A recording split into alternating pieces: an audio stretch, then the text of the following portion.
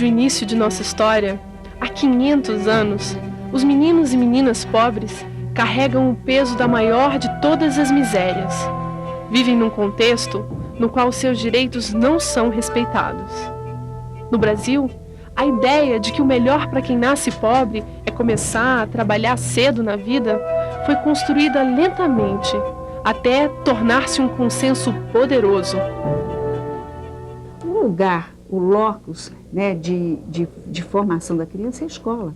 Quer dizer, indo à escola todos os dias, cumprindo o horário escolar, fazendo as tarefas todos os dias, cuidando da sua higiene pessoal, a criança está sendo educada, está sendo preparada para ser um adulto responsável e de caráter. No final da década de 80, o Brasil levantou os olhos com vergonha diante de uma realidade perversa, desumana e desigual.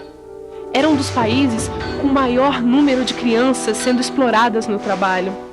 Nessa época, mais de 9 milhões de crianças e adolescentes se encontravam engajados em diversas atividades. Em 1988, começava a luta para reverter esse quadro, e que hoje permite mostrar um país mais consciente e menos injusto com o futuro de seus meninos e meninas. A gente sabe que muito ainda tem que ser feito no sentido de que essas parcerias cresçam, né, para que a articulação também se faça de uma forma a efetivamente atender às necessidades das crianças e dos adolescentes, para que dessa atuação se originem políticas públicas que deem apoio à família, programas, né, que possam dar suporte a essa retirada das crianças do trabalho. O primeiro passo foi dado com as mudanças na Constituição brasileira e com a aprovação do Estatuto da Criança e do Adolescente, o ECA. A nova Constituição consagrou o princípio da prioridade absoluta das meninas e meninos no atendimento de suas necessidades. O Estatuto ressaltou o desenvolvimento da estrutura político-institucional do país, para fazer valer os direitos de suas crianças e adolescentes, enfrentando, entre outros, o desafio da eliminação do trabalho infantil. A Organização Internacional do Trabalho integrou esse processo de consciência social em 1992, quando decidiu incluir o Brasil entre os primeiros países a implementar o Programa Internacional para a Eliminação do Trabalho Infantil. O Brasil é um país muito particular, se não diria o único que nesses últimos anos de convenção ou de programa de combate ao trabalho infantil, foi um dos poucos países que conseguiu efetivamente reduzir em números absolutos e relativos o número de crianças empregadas no trabalho de forma irregular. Isso é fruto de um compromisso que o governo brasileiro e a sociedade brasileira em particular teve na implementação da Convenção 188. Teve início, então, uma série de ações das quais participaram governos, organizações de trabalhadores e de empregadores, ONGs e organismos internacionais. O objetivo era combater o trabalho infantil em todas as frentes onde ele existisse. O Brasil é um país que é reconhecido internacionalmente como um país que tem apresentado respostas inovadoras, criativas, no enfrentamento, né, do trabalho infantil. Os dados também, né, nós fomos verificar a situação do trabalho infantil de 95 até 2001, as mudanças foram importantes em termos da retirada, né, de crianças de trabalho. Enquanto o número de crianças exploradas no mundo aumentou mais de 4 vezes entre 1992 e 2002, no Brasil, a Pesquisa Nacional por Amostras de Domicílio do IBGE comprovou que o número de meninos e meninas trabalhadores caiu em 40% no mesmo período. Os resultados são interessantes, tendo em vista as nossas parcerias. A fiscalização do trabalho tem encontrado as crianças trabalhando, imediatamente identificado essas crianças e suas famílias, elas são encaminhadas para um programa de transferência de renda, o PET é o mais conhecido deles, e o Ministério então verifica, depois que elas são inseridas nesse programa, se naquela atividade econômica realmente houve o abandono das crianças do trabalho, né, a retirada das crianças, e também, por um termo de cooperação técnica, a questão do recebimento dessa bolsa e as suas atribuições normais. O Brasil Diferente de muitos outros países, desenhou uma política robusta de combate ao trabalho infantil e de geração de renda para famílias em situação de risco social. O Programa de Erradicação do Trabalho Infantil, PET. A ideia do programa era de aumentar e garantir a escolaridade, a frequência da criança na escola e promover, né, a família para que ela saísse daquela situação de miséria, né, e pudesse não mais depender também de uma ajuda do Estado. Mas o desafio permanece. O país precisa enfrentar a mais cruel de todas as batalhas: erradicar as piores formas de trabalho infanto-juvenil.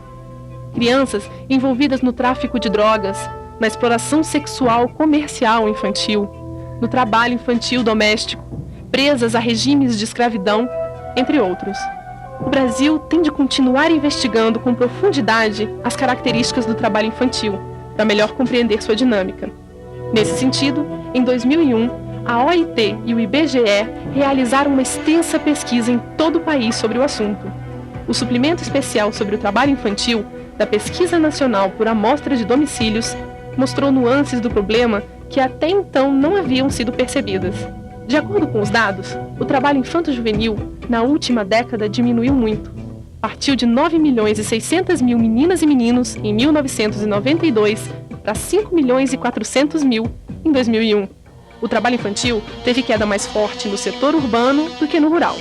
O trabalho na infância e adolescência ocorre com maior frequência no meio rural, em atividades agrícolas e em famílias que trabalham por conta própria, seja no campo ou na cidade.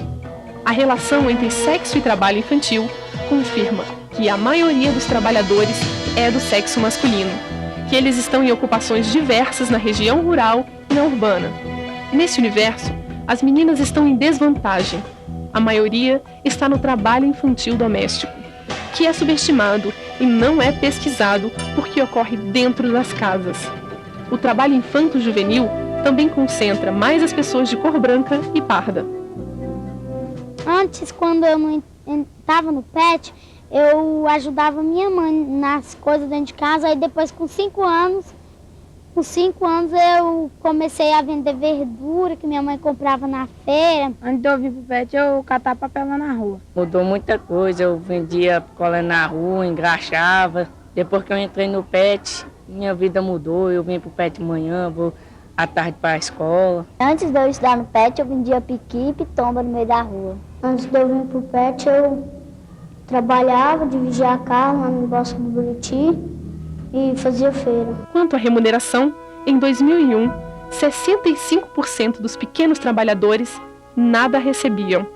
A PNAD mostrou que quase 2 milhões de crianças trabalhadoras cumpriam jornadas de trabalho integrais, 40 horas ou mais por semana. Dentre as 35% de crianças remuneradas, 40% ganhavam até meio salário mínimo e 35% ganhavam de meio a um salário. Somente 0,4% delas ganhavam mais que 3 salários mínimos. A idade, o sexo e a região do país influenciam muito no valor a ser pago, sendo que o emprego formal é o que paga melhor. De 5 a 10 reais. Eu dava para minha mãe e ficava com um dinheirinho para mim gastar. Por dia nós tirava 10, 12 reais. Aí nós dividíamos. Ele ficava com a metade e eu ficava com a outra. Eu ganhava 50 reais por mês e dava os 50 reais para minha mãe comprar pão, leite, né, e comprar o que eu precisava, assim, se der. Eu tirava na base de 30 a 20 reais. Eu pegava esse dinheiro, não ficava com ele para mim. Eu pegava o dinheiro, entregava para minha mãe, entregava nas mãos delas e ela aplicava esse dinheiro dentro de casa. O trabalho tem um efeito perverso no desenvolvimento educacional dos meninos e meninas. A PNAD de 2001 também mostrou que das 5.400.000 crianças trabalhando, 4.400.000 trabalhavam e estudavam, enquanto que 1 milhão só trabalhava.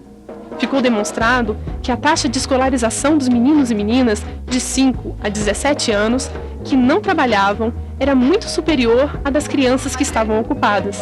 Mesmo assim, a escolarização entre 1992 e 2001 teve um salto. A parcela que não frequentava a escola caiu pela metade. Passou de 46% para 23%.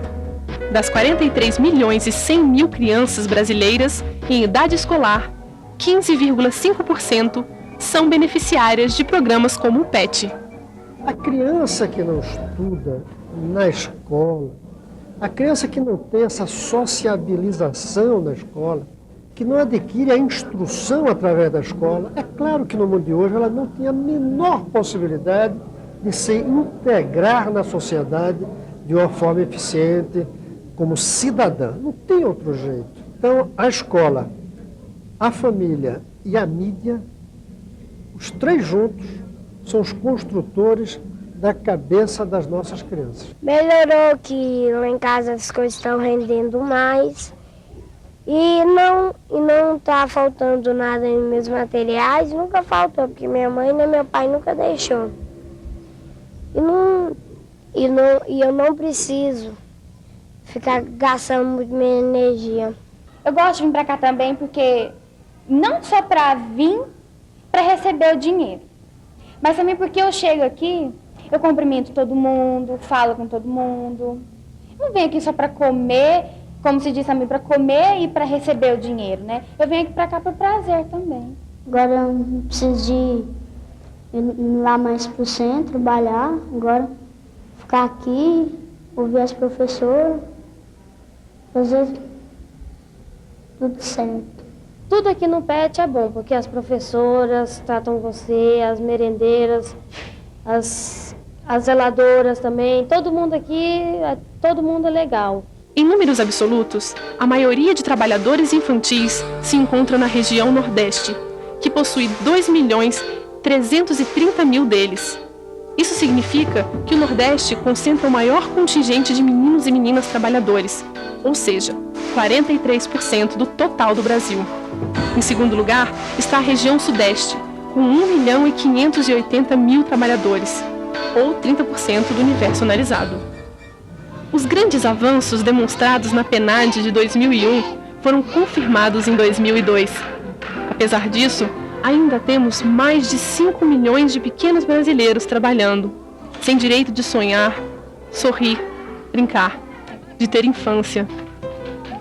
O mais grave é que o trabalho infantil ainda é tido culturalmente como uma estratégia pertinente de sobrevivência, sendo aceito pela sociedade. Antes de ser uma solução, qualquer trabalho nesse contexto é um fator de exclusão social e acarreta danos para o futuro das crianças e dos adolescentes. Se desejamos uma nação justa e digna, é preciso redobrar os esforços no sentido de continuar a propor políticas de combate ao trabalho infantil que sejam eficazes, universais e permanentes. Também é necessário assegurar o acesso à escola, aos serviços de saúde, bem como criar e implementar incentivos, como Bolsa Escola e os programas de geração de emprego e renda para as famílias. A geração de renda foi muito bom, porque eu tinha casa aqui, né, não aumentei, não tinha condições de aumentar nem nada, eu queria montar um negócio para mim, eu não conseguia, eu peguei R$1.000 do PET, não deu para mim fazer tudo, né, eu estou fazendo os poucos e com a fé em Deus eu vou conseguir. Me sinto muito feliz, porque o meu sonho era poder construir aqui na frente para vender os biscoitos, que é a única coisa que eu sei fazer é isso, né? Aí eu sempre sonhei construir aqui na frente para montar e vender as coisas que eu gosto de fazer e me sinto realizada. Veio o PET, aí veio o curso pra gente, né? O curso cabeleireiro, a gente fizemos o curso. Aí a gente montamos um salão aqui, né? Através do PET, claro. Aí a gente tá aqui trabalhando. Eu trabalhando aqui, eu tenho meu horário, eu trabalho a hora que eu quero, né? É mais fácil para mim. Eu mesma administro, tenho uma profissão e pretendo crescer, né? Ampliar.